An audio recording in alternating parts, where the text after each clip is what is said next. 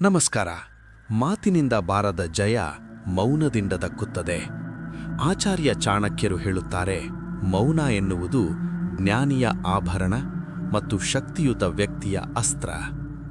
ನಾವೆಲ್ಲರೂ ಮಾತನಾಡಿ ಸೋಲುತ್ತೇವೆ, ಆದರೆ ಮೌನವಾಗಿ ಗೆಲ್ಲುವುದು ಹೇಗೆ ಎಂದು ತಿಳಿಯುವುದಿಲ್ಲ. ನಿಮ್ಮ ಅದೃಷ್ಟವನ್ನು ಬುಡಮೇಲು ಮಾಡಬಲ್ಲ, ಶತ್ರುಗಳನ್ನು ಹೌವಾರಿಸಬಲ್ಲ ಚಾಣಕ್ಯರ ಆ 3 ಅಂತಿಮ ಮೌನ ಸೂತ್ರಗಳೇನು? ಇಂದು ನಾವು ಮೌನದ ನಿಗೂಢ ಜಗತ್ತನ್ನು ಪ್ರವೇಶಿಸೋಣ. 1. ವಿವಾದದ ಸಮಯದಲ್ಲಿ ಮೌನ. Silence during conflict.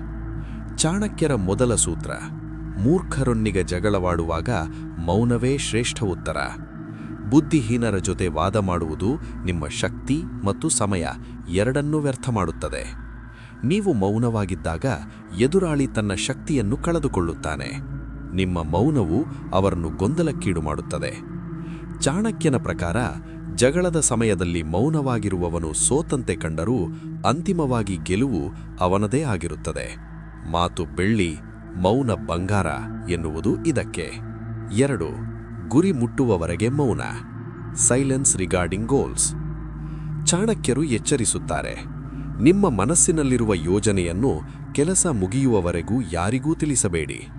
ಯಾವಾಗ ನೀವು ನಿಮ್ಮ ಗುರಿಗಳನ್ನು ಎಲ್ಲರಿಗೂ ಹೇಳುತ್ತಾ ನಡೆಯುತ್ತೀರೋ ಆಗಲೇ ಅರ್ಧ ಯಶಸ್ಸು ಕಡಿಮೆಯಾಗುತ್ತದೆ. ಅಸೂಯೆ ಪಡುವವರು ನಿಮ್ಮ ದಾರಿಯಲ್ಲಿ ಮುಳ್ಳುಗಳನ್ನು ಹಾಸಬಹುದು. ಮೌನವಾಗಿ ಕೆಲಸ ಮಾಡಿ, ನಿಮ್ಮ ಯಶಸ್ಸು ಜಗತ್ತಿನಾದ್ಯಂತ ಸದ್ದು ಮಾಡಲಿ. ಸಿಂಹವು ಬೇಟೆಯಾಡುವ ಮೊದಲು ಶಬ್ದ ಮಾಡುವುದಿಲ್ಲ, ಅದು ಮೌನವಾಗಿ ದಾಳಿ ಮಾಡುತ್ತದೆ. ನಿಮ್ಮ ತಂತ್ರವು ಮೌನವಾಗಿರಲಿ. 3. ಅಂತರಾತ್ಮದ ಮೌನ ಜ್ಞಾನಕ್ಕಾಗಿ. Inner silence for wisdom.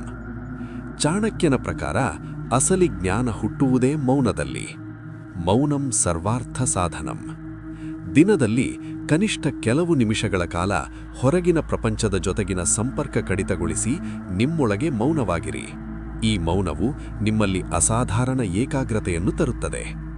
ಮನಸ್ಸಿನ ಗದ್ದಲ ಅಡಗಿದಾಗ ಮಾತ್ರ ಬ್ರಹ್ಮಾಂಡದ ರಹಸ್ಯಗಳು ನಿಮಗೆ ತಿಳಿಯುತ್ತವೆ.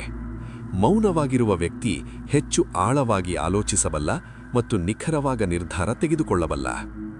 ಯಾವಾಗ ಮಾತನಾಡಬೇಕು ಎನ್ನುವುದಕ್ಕಿಂತ ಯಾವಾಗ ಮೌನವಾಗಿರಬೇಕು ಎಂದು ತಿಳಿಯುವವನೇ ಅಸಲಿ ಚಾಣಕ್ಯ.